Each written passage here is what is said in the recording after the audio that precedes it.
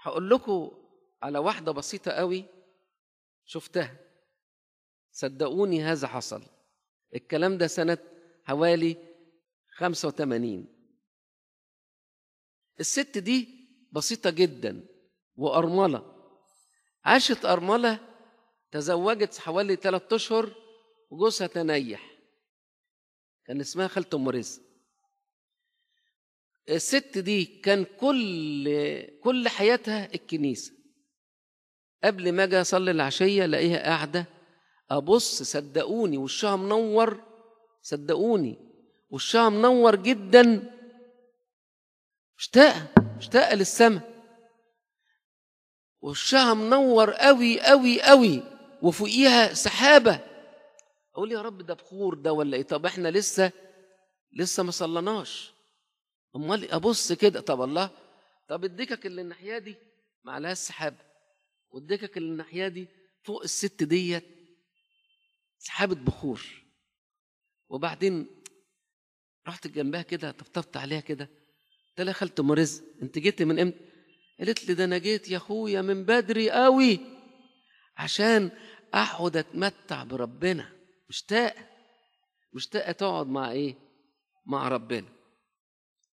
الست دي هقول لكم حاجه جميله، كانت بسيطه ومن اخوه الرب، تنيحت، لا ملهاش حد خالص، ولا ليها قرايب ولا ليها حد. فكنت ابص الاقي وشها، صدقوني من كتر محبتي ليها رحت اعمل لها اوضه في قلب الكنيسه وقعدتها فيها، وعامله هي ازازه بيضه كده، ابص في الازازه الاقي وشها الاوضه منوره، وشها منور. جيت في مره عملت حادثه بالعربيه وبعدين رقدت في البيت، شوفوا بقى عمل ربنا. فبعدين كاهن جه صلى عليها، وانا بقيت زعلان قوي ان انا ما نزلتش. فلقيتها جايالي، هي ست عجوزه قوي، جايالي شابه شكل والله العذراء. قالت لي لا يا ابونا انا مش العذراء، انا فلانه. ببص في وشها كده لقيتها شباب جميله جدا وفرحان.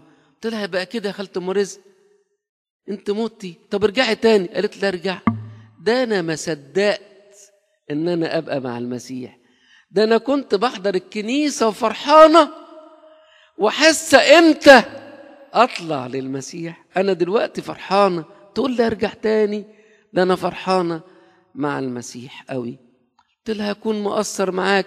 قالت لي لا، ابعت حد، شوف بقى حاسه بيا كمان، ابعت حد تحت، هيلاقي حله تحت السرير هيلاقي فيها 315 جنيه. ده في سنه كام؟ 85، 1985. فكان في واحد اسمه الاخ مينا، قلت له روح يا مينا شوف. راح قال لي ابونا لقيت فعلا في الحله، حتى الفلوس بتاعتها يا عيني في الحله توزع، هي من اخوه الرب، توزع منهم والباقي معاها 315 جنيه، ولقاهم في قلب الحل زي ما هي قالت بالظبط. شوفوا قد ايه، شوفوا اشتياق الناس للسماء. فعلا ياما فينا في وسطنا ناس مشتاقين للسماء وفرحانين جدا.